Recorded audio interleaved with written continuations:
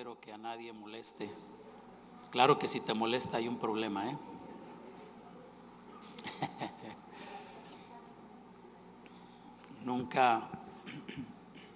Nunca seremos sabios hablando en contra de la Biblia.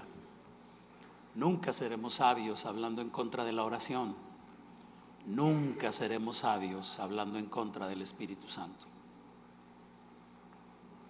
No se den permiso, nunca le den permiso a su lengua de declarar palabras equivocadas, palabras incorrectas con respecto al Espíritu de Dios. Hay una advertencia en la Biblia. La Biblia enseña que todo pecado que el hombre cometa puede ser perdonado.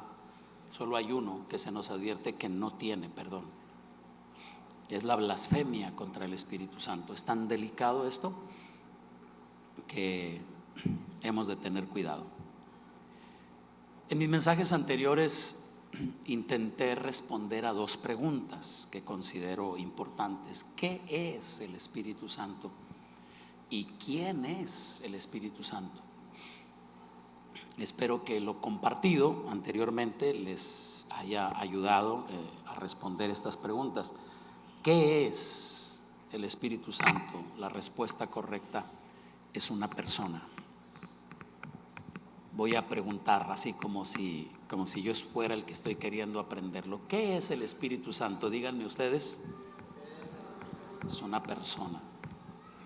No es algo, no es viento, no es fuego, ni siquiera es una paloma. Ahora que nos estuvimos reuniendo en lugar de domingo en viernes, los últimos 2 viernes del año pasado,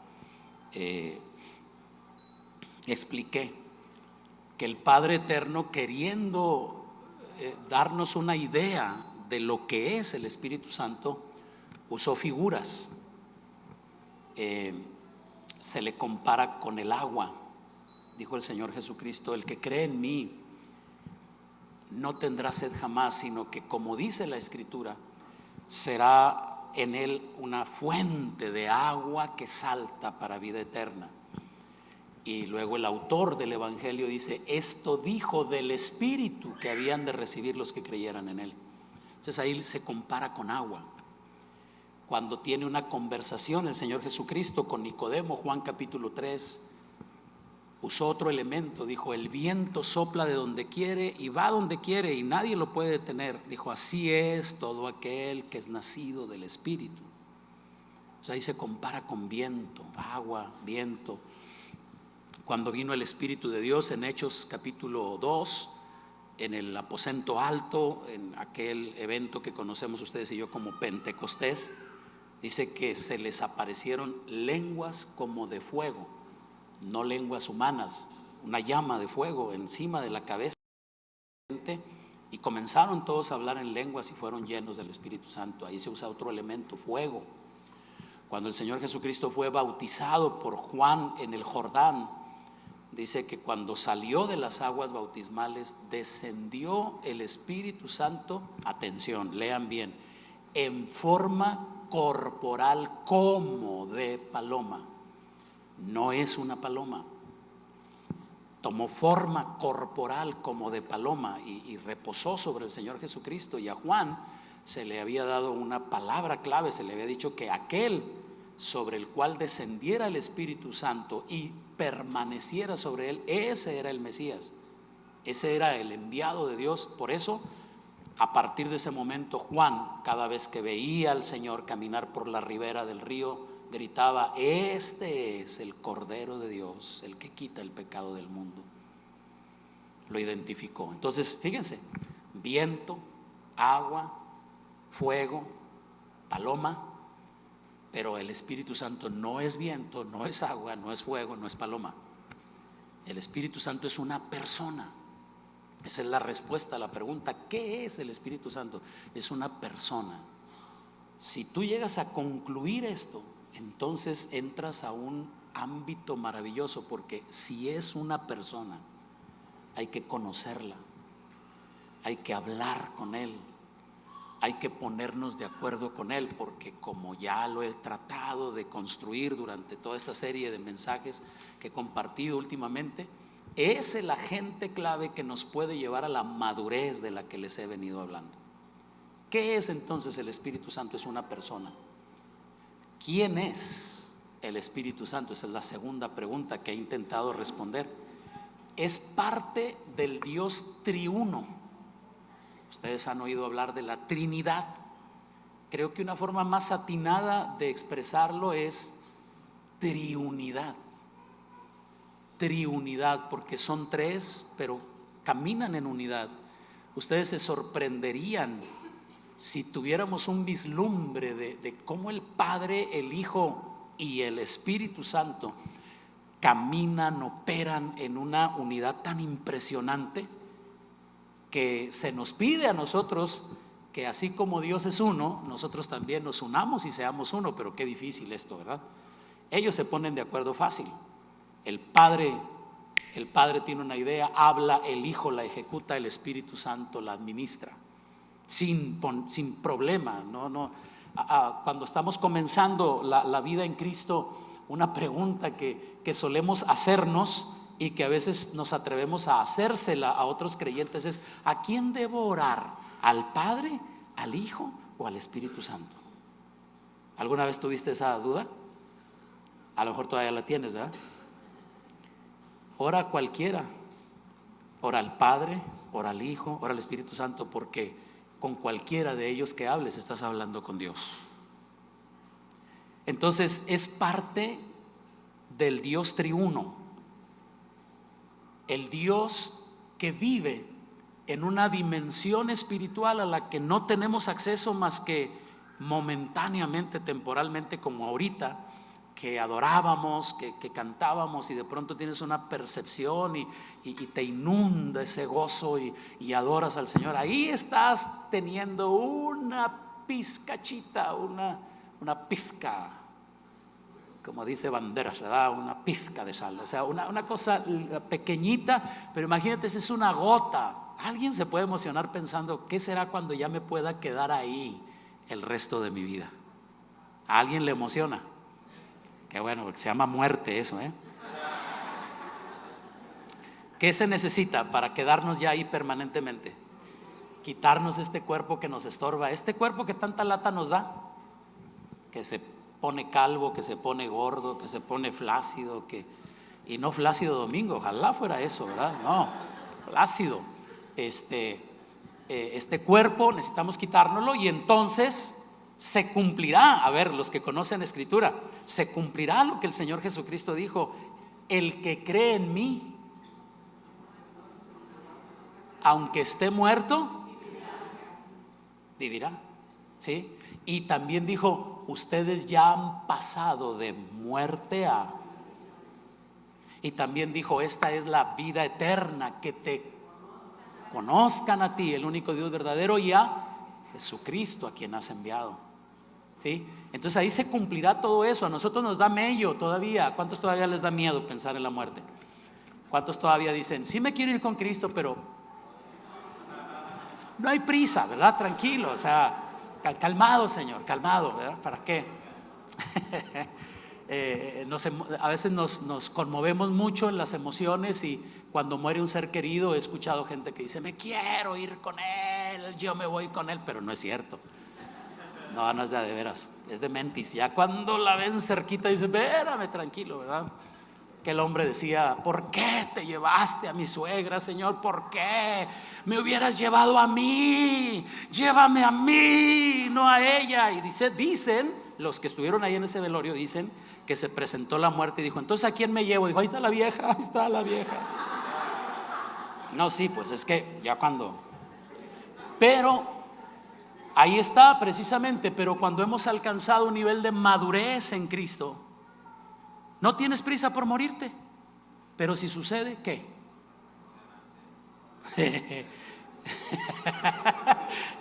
Bueno, más Pepe dijo: es ganancia, sí, porque ¿qué dijo el apóstol Pablo? Para mí el vivir es Cristo y el morir es. Mira qué frases, ¿verdad? Qué frases tan bonitas, pero qué difíciles. Es como la frase de la palabra perdón. Dicen que el perdón es una de las palabras más hermosas hasta que hay que practicarlas.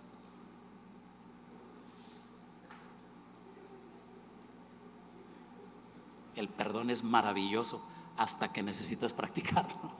¿Alguien sabe de lo que hablo? La vida eterna es maravillosa hasta que estamos en la antesala para pasar bueno, el Espíritu de Dios al final de cuentas es el que nos persuade, nos lleva a esa dimensión en la que entendemos que ahí pertenecemos. Déjenme usar otra analogía que me parece interesante. Morir es como cuando nacimos. A ver, analícenlo. ¿Dónde vivíamos antes de nacer en esta tierra, en este planeta? En el vientre de una mujer, de nuestra preciosa madre, ¿verdad? Y ahí estábamos cómodos, a gusto, bien apretadillos, ni sabíamos, ¿verdad? Hoy en día, decimos, no sé cómo aguanté estar ahí en ese espacio tan pequeñito, porque ahora la cobija me desespera, los calcetines me aprietan y me desespera, ¿verdad? Yo ando queriendo mover los dedos así, ¿verdad? Pero llegó el momento en que ya se cumplió el tiempo de nuestra gestación y tuvimos que abrirnos paso para nacer en esta dimensión. ¿Y qué descubrimos? Algo completamente distinto, algo completamente diferente. Ya no es un medio acuático, ya no es estrecho. Salimos. ¿Qué hacen los bebés? Lo primero que hacen cuando salen del vientre de mamá. ¿Alguien le ha tocado ver esa imagen? ¿Qué hace el bebé? ¡Ay, qué rico! Que aquí está más amplio que allá. Gócense.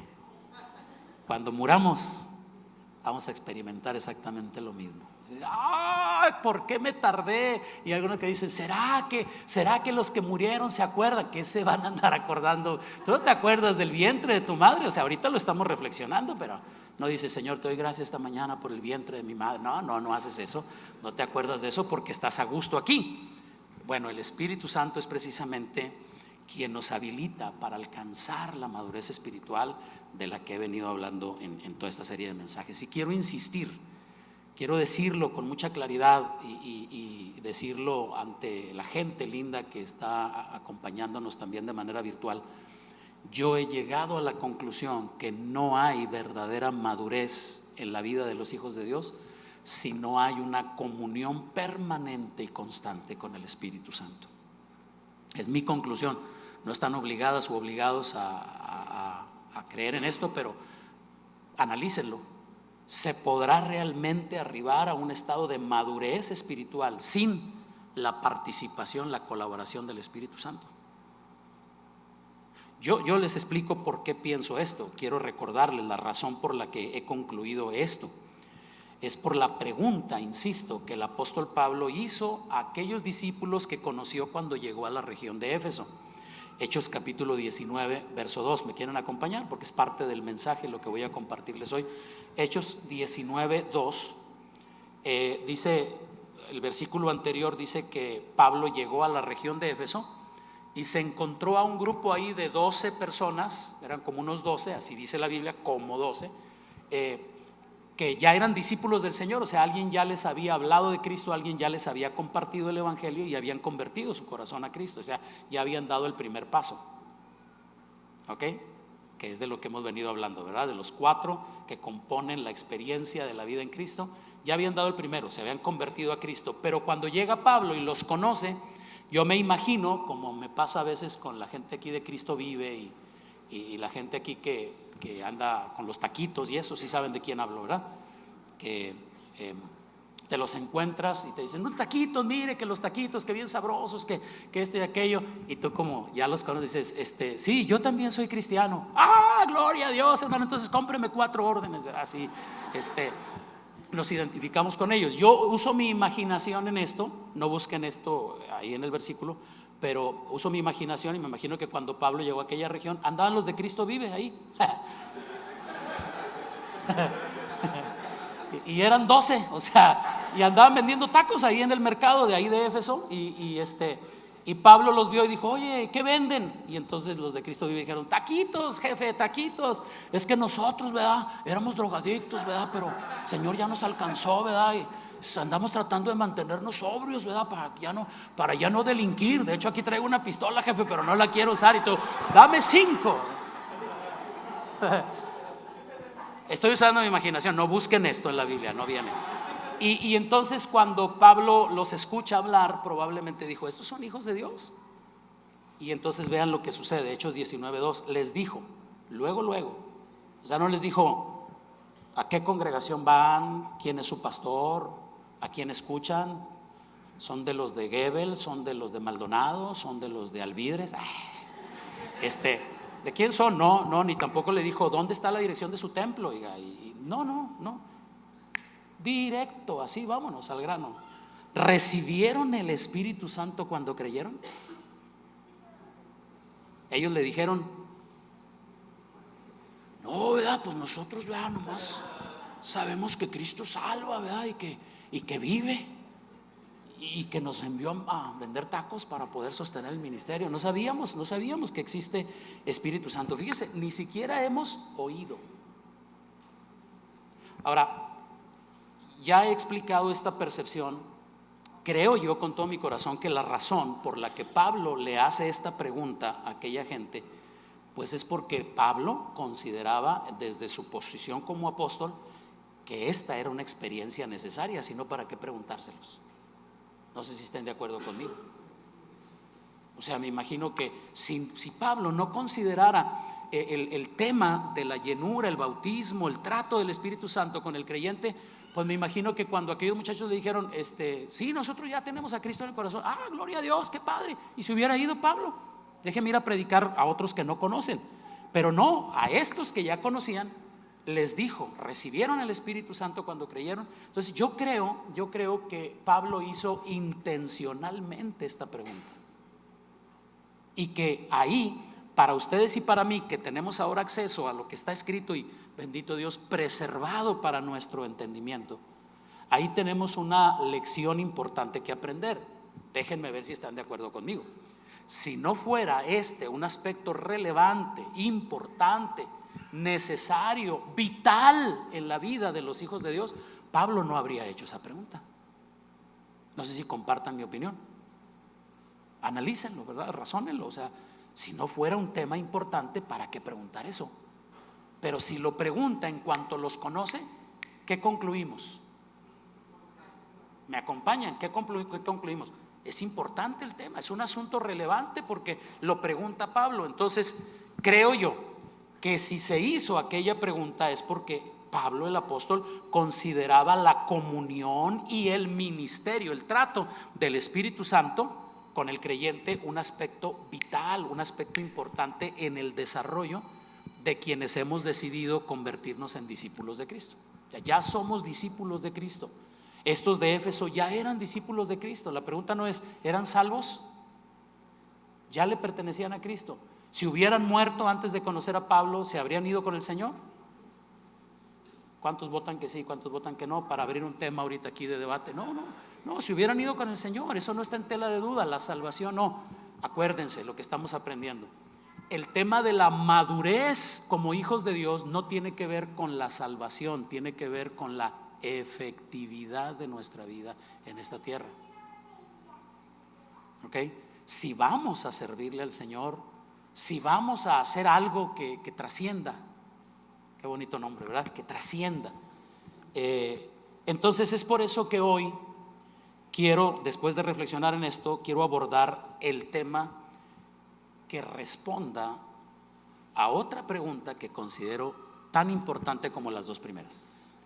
¿Qué es el Espíritu Santo? ¿Me responden? ¿Quién es el Espíritu Santo? Parte de la Trinidad. Es Dios mismo, es el mismo Señor Jesucristo tratando con la iglesia. Ok, tengo una pregunta que considero clave y que tal vez sea el punto más elevado de todo lo que he venido compartiéndoles en esta serie, donde estamos tratando de inspirarles a la madurez. ¿Cómo recibo el Espíritu Santo? Ok, ya pastor ya me habló, ya sé que no es algo, es alguien, ya sé que es Dios mismo, ya sé que es el que me puede llevar a la madurez. Ok, magnífico. Ahora, no sea malito, ¿cómo lo recibo? Y me voy a apoyar nuevamente en el pasaje que estamos considerando, Hechos 19:2, porque ahí encuentro varias cosas. O sea, a ver, varias preguntas que se desprenden de la que acabo de hacer. ¿Cómo recibo el Espíritu Santo? ¿Es algo que sucederá por sí solo? ¿Es algo que vendrá con el tiempo? ¿Es una experiencia que vendrá a mí sin que requiera algo de mí? A ver, piénsenlo, analicen sus respuestas. ¿Es algo que sucederá? O sea, yo lo único que tengo que hacer es seguir viniendo a la reunión de la iglesia, seguirme sentando aquí, cantar y si se puede llorar un poco para que se sienta padre. ¿Es todo lo que se requerirá? ¿Es algo que vendrá con el tiempo? ¿Es cuestión de tiempo? ¿Es cuestión de esperar a que suceda? ¿Conocen algún creyente que ya tiene varios años y todavía no ha tenido una experiencia de vida así? Déjenme, ya que dije, una experiencia de vida efervesciente, una vida así exuberante. Déjenme, ya que me acordé de esto, rápido compartirles este concepto. Fíjense, si analizan la escritura se van a dar cuenta que una vez el Señor Jesucristo dijo: el que beba del agua que yo le daré no tendrá sed jamás, sino que será en él una fuente de agua que salte para vida eterna. Pero en otro pasaje al que me he referido anteriormente, cuando está la fiesta de los tabernáculos, Jesús dijo: el que tenga sed, venga a mí y beba. El que bebiere del agua que yo le daré ya no va a tener sed jamás, sino que ríos de agua viva correrán por él. Aquí hay dos niveles. Hay niveles, o sea, aquí hay dos niveles. El primer nivel es una fuente que salta para vida eterna, pero el otro es un río que corre, que lleva vida eterna. ¿Cuál es la diferencia básica entre una fuente y un río? La cantidad de agua. ¿Estamos de acuerdo? ¿Sí? La fuente, en realidad la fuente normalmente está reciclando el agua, ¿cierto? Salta, pero regresa y da vuelta. Pero el agua, dijo un filósofo griego una ocasión, jamás te vuelves a bañar en el mismo río.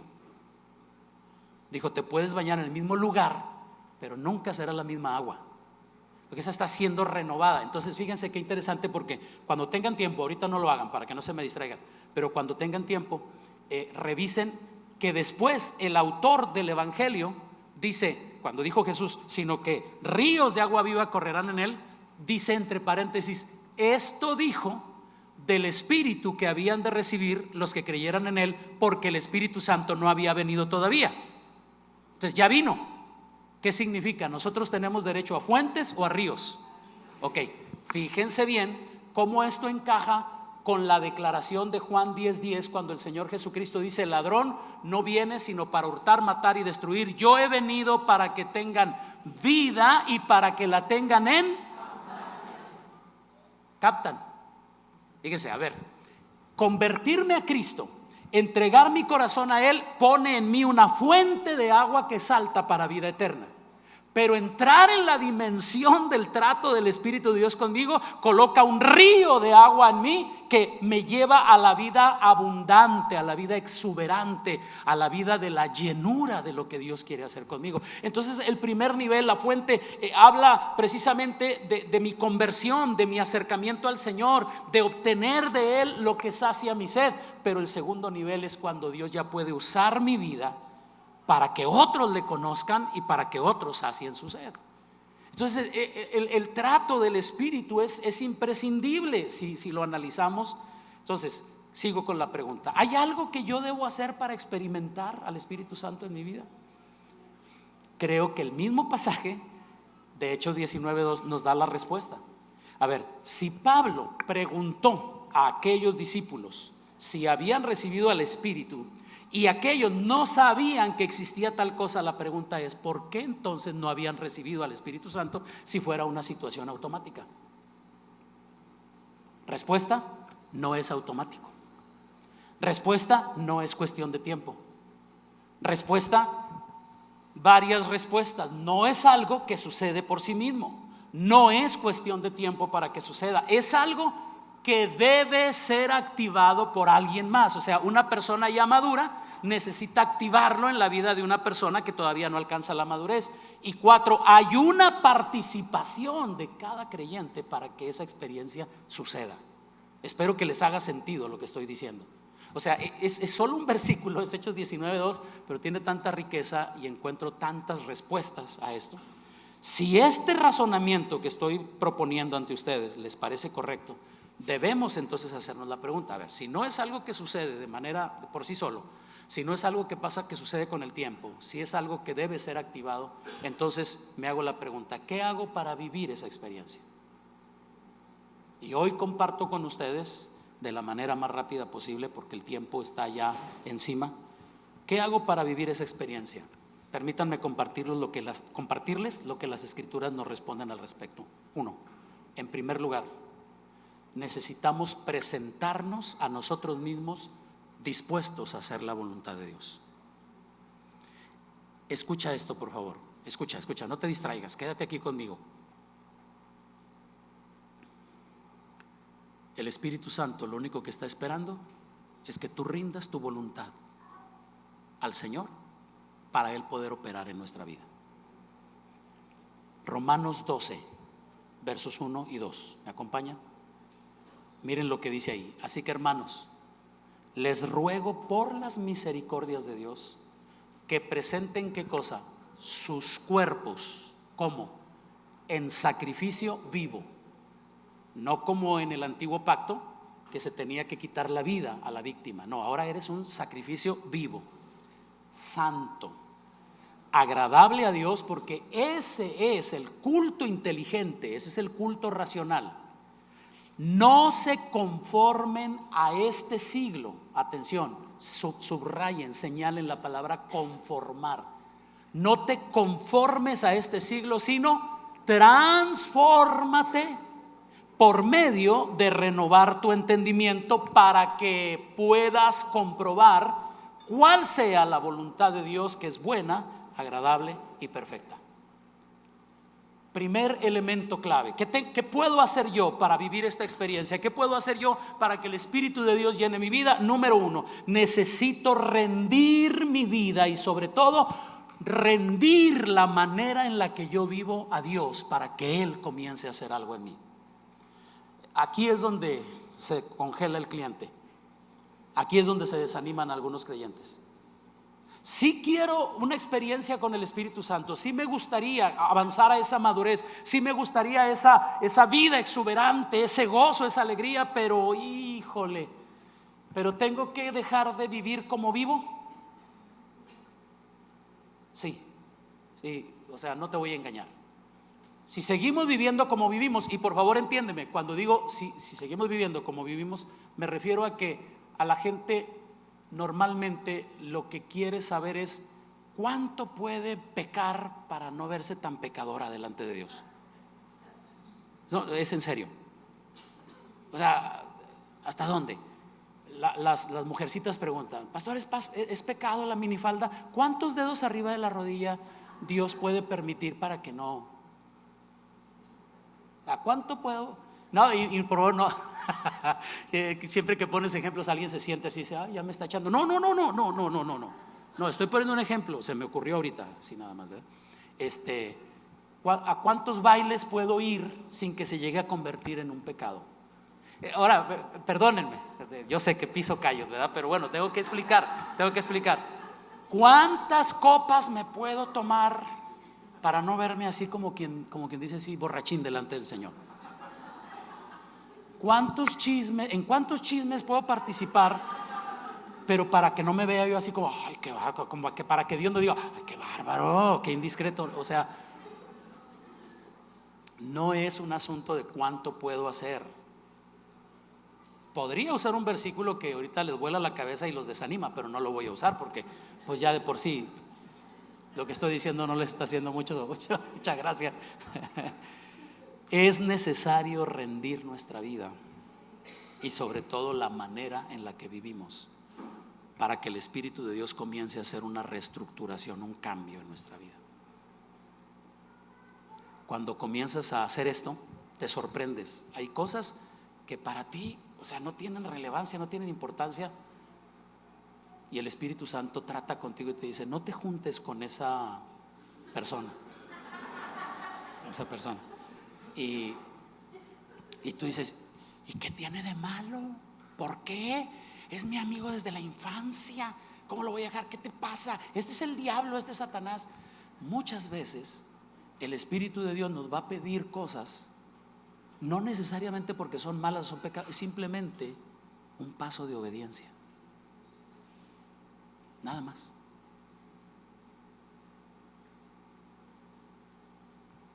Si de verdad, y miren que estoy siendo muy honesto, si de verdad nos interesa avanzar en madurez espiritual, lo primero que se necesita es rendirnos a Dios. Y estoy usando la palabra que considero más correcta. Les explico. ¿Qué es rendirse?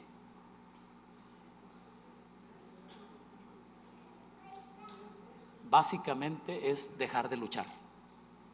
¿Conocen el ámbito de la lucha libre? ¿Saben de qué hablo cuando digo lucha libre? ¿Cuándo se termina el round? ¿Cuándo se termina? Ayúdenme, es que no les capto. Cuando uno de los dos se rinde. ¿Sí? O sea, han visto eso, ¿verdad? Que ya está el referee, 1, 2, se recuperó el otro, ¿verdad? Tú dices, ya se iba a terminar, pero no se rindió, lo aventó. Y sigue, y le están dando otra tranquiza, y ya trae sangre aquí, pobre perro guayo, y anda todo así, todo aquí con la frente marcada, pero no se rinde hasta que ya de plano está acá en la Laura Carrana, ya está todo torcido, ya, y le hace así, esta señal. ¿Qué es esta señal? Mira, qué bueno, ¿verdad? Que vinimos, porque ni sabías que por qué movía la mano así. Tú pensabas que más o menos, que el referee se acercaba y decía: ¿cómo andas? Más o menos. No, esta mano así es: ya no puedo más, me rindo. Ok, en el momento que uno de los dos se rinde, termina la lucha. Amada, amado, aquí hay sabiduría. En el momento que nosotros nos rendimos, el Espíritu de Dios puede comenzar a hacer cosas poderosas en nuestra vida. Pero como batalla, ¿verdad? Ya se aventó de la tercera cuerda el Espíritu Santo, ya nos puso la huracarrana, ya nos puso yo no me sé esa, ¿cuál otra hay? El torniquete, ándale, el torniquete. ¿El qué? El caballito, ándale, nos tiene así, y ya hijo, no, y nos levantamos, sigue la lucha.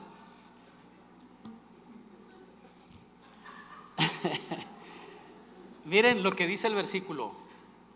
Dice: no se conformen a este siglo, o sea, no se amolden a lo que el mundo dicta, a lo que el mundo determina. 2, dice: transfórmense. Ayúdenme, por favor, ayúdenme a predicar. Díganle a la persona que tienen a su lado: o te conformas o te transformas. Sí. Y yo creo, no sé si requiere explicación. Conformarse es amoldarse, es tomar la forma de lo que nos rodea. Pero ¿qué es transformarse? Cambiar la forma, cambiarla. Si me amoldo, no me transformo. Si acepto el proceso de transformación, entonces lo primero que tengo que hacer es rendirme, es dejar que el Espíritu de Dios haga su voluntad. Fíjese lo que dice Pablo: para que puedan comprobar, para que, o sea evidente en ustedes que la voluntad de Dios tiene 3 características: es buena, es agradable y es perfecta. Una pregunta: ¿cuál voluntad, la tuya o la de Dios, crees que tiene estas 3 características? ¿La de quién? Entonces, ¿por qué no nos rendimos? ¿Por qué seguimos presentándole resistencia al Señor y seguimos ahí luchando? Y necesitamos iniciar el proceso de transformación que se logra cuando renovamos nuestra manera de pensar. A ver si se acuerdan, el término es metanoia, cambiar nuestra manera de pensar, para que así podamos comprobar que la voluntad de Dios es mejor que la nuestra. No sé si ustedes están convencidas o convencidos. Yo soy uno que está plenamente convencido. Mi voluntad no es mejor que la de Dios. Entonces, cuando Él me dice que haga algo, a veces no tiene lógica para mí.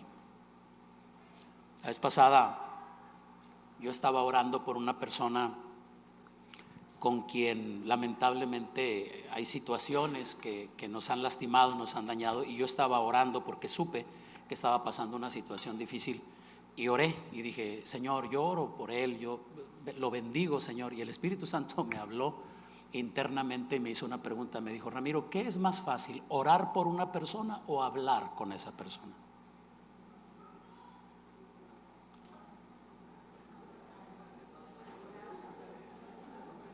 ¿Qué es más fácil? Padre, lo bendigo, Señor, lo bendigo en tu nombre, Señor. Yo ato y reprendo todos los demonios que están ahí rodeándole y declaro el poder tuyo sobre su vida, Señor. Y entonces yo fui honesto y dije: no, pues es más fácil orar. Obviamente el Señor me dijo: háblale.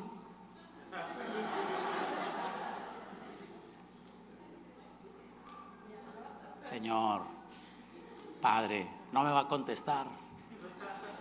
Háblale.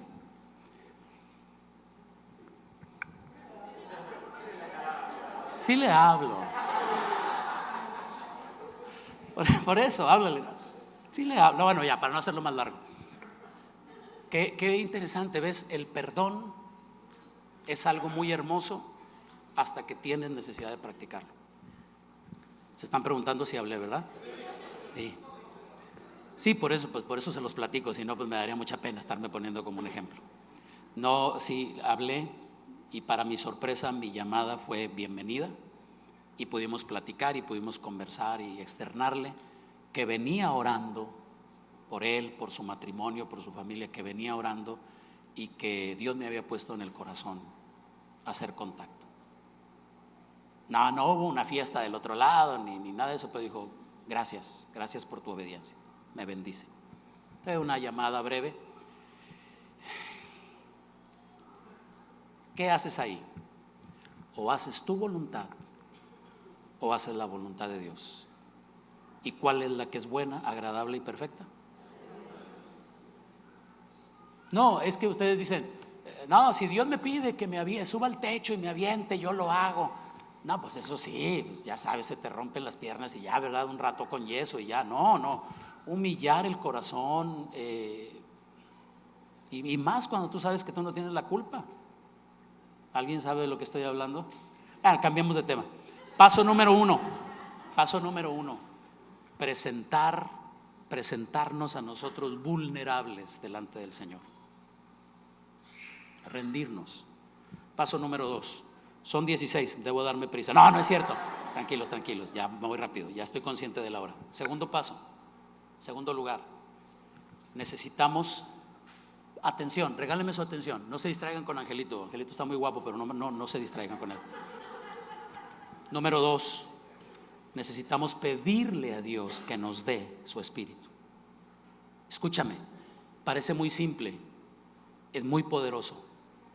Necesitamos pedirle a Dios que nos dé su espíritu. Lucas capítulo 11, versos 9 al 13. ¿Me acompañan? Lucas 11, versos 9 al 13. Y yo les digo, dijo el Señor Jesucristo: pidan y se les dará, busquen y hallarán, llamen o toquen y se les abrirá. ¿Por qué, Señor? Porque todo el que pide, recibe, y el que busca, halla, y el que toca la puerta, se le abrirá. Atención con lo que viene enseguida. Miren la reflexión del maestro. ¿Qué padre de ustedes, si su hijo le pide pan, en lugar de pan le da una piedra? O si le pide pescado, en lugar de pescado le da una serpiente, una víbora. ¿Quién hace eso? O si su hijo le pide un huevito, ¿le dará un escorpión? ¿Quién hace eso? Bueno, hay gente enferma, ¿verdad? Pero no están bien. Y nadie de ellos vino hoy, así que ¿quién hace eso? Y miren la reflexión del precioso Señor Jesucristo. Pues si ustedes, que saben guardar maldad en su corazón, si ustedes que son malos saben dar buenos regalos, buenas cosas a sus hijos, por favor lean conmigo la pregunta final: ¿cuánto más su Padre Celestial dará qué? ¿A quién? ¿Le has pedido alguna vez a Dios que te dé su espíritu? ¿Será por eso que no lo tienes? Pues solo que sea por eso. Aquí hay una clara evidencia.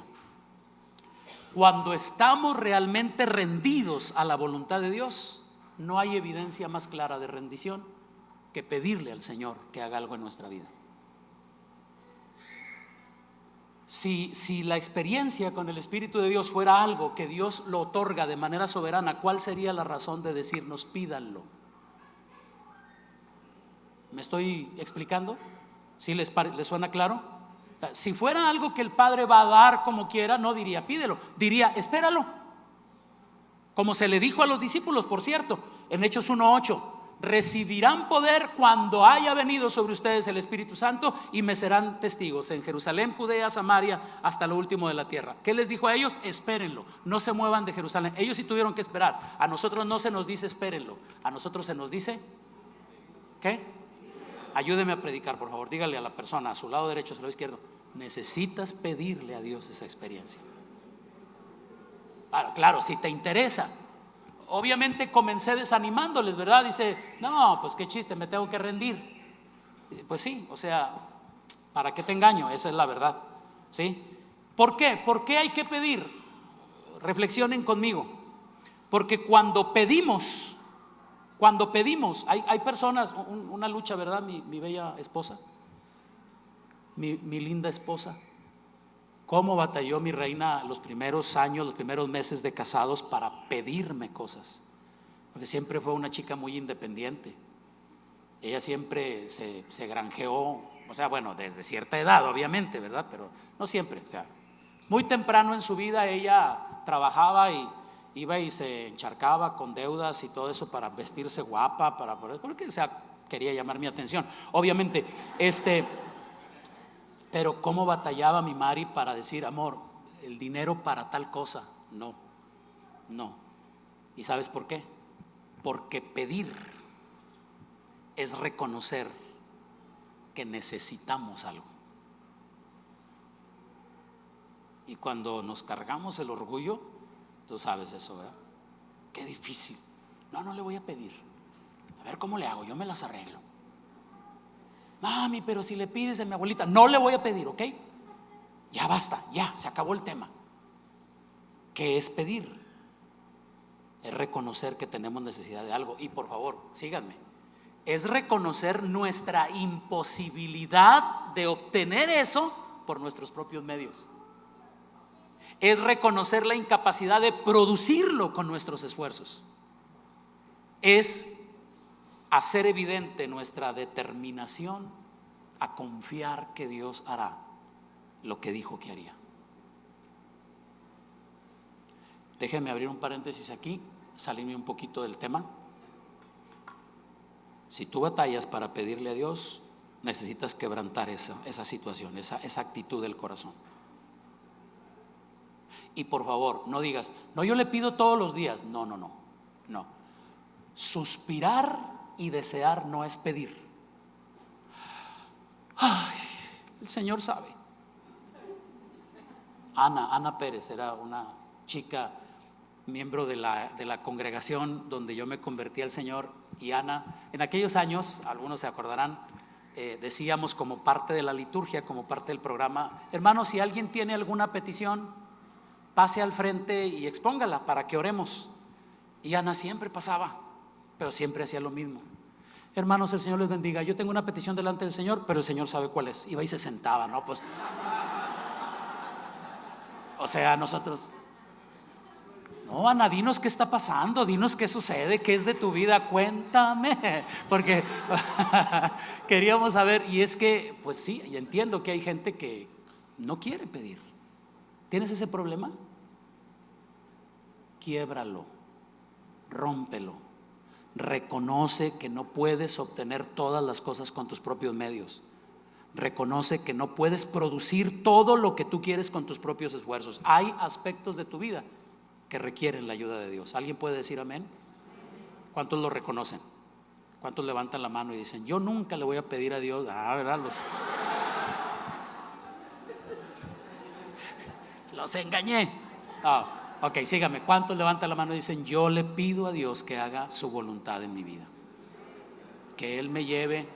Y qué lindo, aquí hay gente que podemos testificar: lo intenté con mis fuerzas, lo intenté con mis recursos, lo intenté, pero fue cuando me rendí que Dios hizo lo que Él quería hacer en mi vida. ¿Alguien puede decir amén de verdad a esto? ¿Alguien me ayuda a darle un aplauso a Dios? Porque Él responde.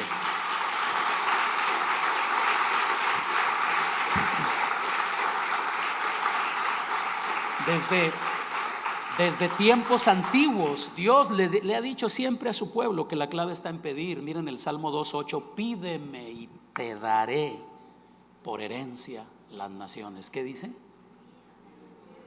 Pídeme. Los lineamientos del antiguo pacto, pero desde entonces ya Dios diciendo: pídeme. ¿Qué va a hacer Dios si le pido? A ver, síganme, no se distraigan.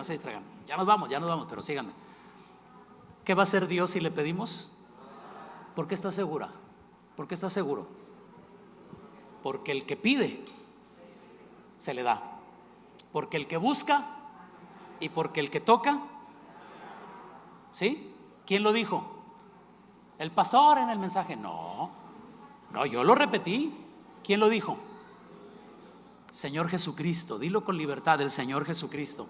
Entonces aquí sí tengo que decir, como aquel antiguo predicador que, queriendo darle certeza a sus palabras, decía: y esto no lo digo yo, esto lo dijo alguien que sí sabía lo que estaba diciendo.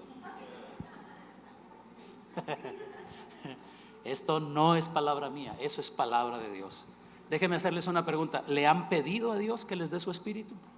Y por favor, regálenme su atención los que ya tienen años de vida cristiana, los que ahorita dicen: ay, el pastor últimamente predica puras cosas así de kinder. No, reacciona. Humilla tu corazón. ¿Le has pedido seriamente al Señor que te dé su espíritu? No, pedir no es suspirar. No.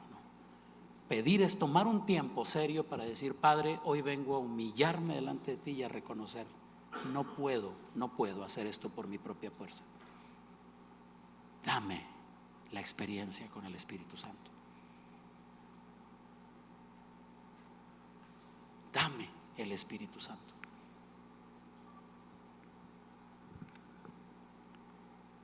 En tercer lugar,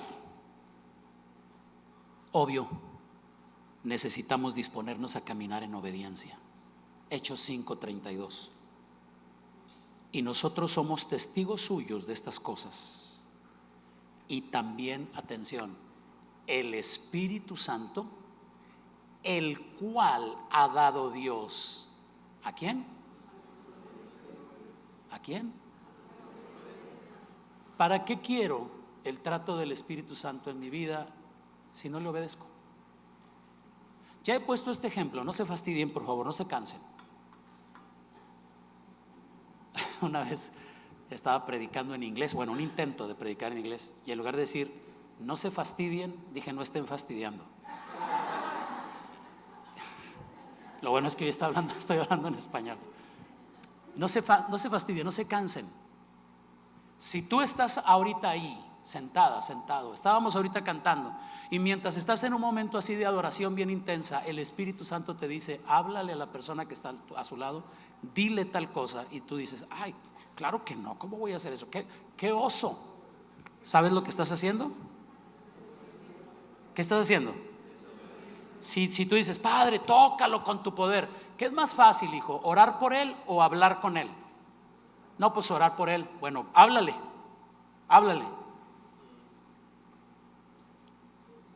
Mira, Señor, yo confío en tu poder. Tú me has mostrado cómo respaldas la oración de tu siervo. No tires rollo, estás desobedeciendo. Mírenme. Estás desobedeciendo. Y luego dices, ¿por qué no se mueve el Espíritu de Dios en mi vida? Ya siento que hasta me abandonó, hace mucho que no me habla. ¿Para qué te habla? ¿Para qué? Si no le vas a hacer caso, ¿para qué te habla? Lo dice, ay no, ahí los hermanos en la congregación son bien exagerados. Ay sí, Dios les habla cada rato, a mí no me habla. ¿Por qué creyes? ¿Por qué te figuras? ¿Por qué te piensas eso? ¿Será porque nos habla, nos da instrucciones, pero siempre estamos? Déjenme decirles esto, guárdenlo en su corazón, no sé si lo tienen ahí en las frases. Si hay un elemento que libera, lo pongo entre comillas porque no está esclavo, pero que lo libera o que detiene el trato de Dios con nosotros, es nuestra respuesta a las impresiones que coloca Dios en nuestro pensamiento. Tú puedes frenar lo que Dios quiere hacer. Si Dios te dice grita, hazlo. Qué ridículo, qué oso, sí, pero qué obediente. Bien ridículo, pero bien obediente. Todos dirán, este cuate, ¿qué le pasó? Nunca era así. Ahora, pues ¿qué tiene? Estoy obedeciendo. ¿Y con quién te interesa quedar bien? Termino. 4. Obvio, necesitamos hacer uso de nuestra fe. Gálatas 3:2. Esto solo quiero saber de ustedes, preguntó Pablo. ¿Recibieron el Espíritu? Noten que está escrito con E mayúscula. ¿Recibieron el Espíritu por guardar las obras de la ley o por el oír con fe? ¿Cuál creen que era la respuesta de los Gálatas al apóstol? Necesito entender esto. Regálame su atención, recta final. Recibimos el Espíritu Santo de la misma manera que recibimos la salvación, por medio de la fe. ¿A qué me refiero? Por medio de depositar nuestra confianza en quien Dios dice que es y en que hará lo que Él ha dicho que haría. Recibimos al Espíritu Santo de la misma manera que recibimos la salvación. Permítanme preguntar, ¿cuántos aquí se saben salvos por medio de la fe? ¿Cuántos pueden levantar su mano y decir, yo tengo salvación? Ok, baja tu mano. ¿Cuál es tu garantía? ¿Cuál es tu certeza? ¿Por qué estás tan segura o tan seguro? Es tu fe, ¿cierto? ¿Por qué puedes creer el trato del Espíritu de Dios en tu vida? Es por fe también. No, yo quiero evidencia, yo quiero sentir, ahí está el Espíritu. No, es por fe también. Si le pido, creo que Dios se va a manifestar en mi vida. Si obedezco, creo que Él seguirá confiando en mí. Pero primero yo necesito poner mi confianza en el Señor. Efesios 2:8, ustedes conocen esta parte de la Escritura. Porque por gracia son salvos por medio de... ¿Qué se requirió de ti para obtener la salvación? Fe. ¿Qué se requiere de ti para recibir el trato del Espíritu Santo? Fe. Si Dios dice que lo hará, yo le creo.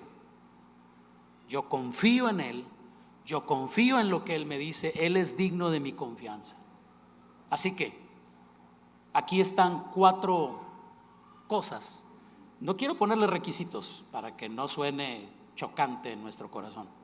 Aquí están 4 cosas que toda hija de Dios y todo hijo de Dios debemos hacer si de verdad queremos el trato del Espíritu de Dios con nuestra vida. Número 1, dispongo mi cuerpo para Él. Número 2, le pido que me dé su Espíritu. Número 3, me decido a caminar en obediencia. Y número 4, confío en que Dios hará lo que me dijo que haría. Decido creerle, es por fe. ¿Sí?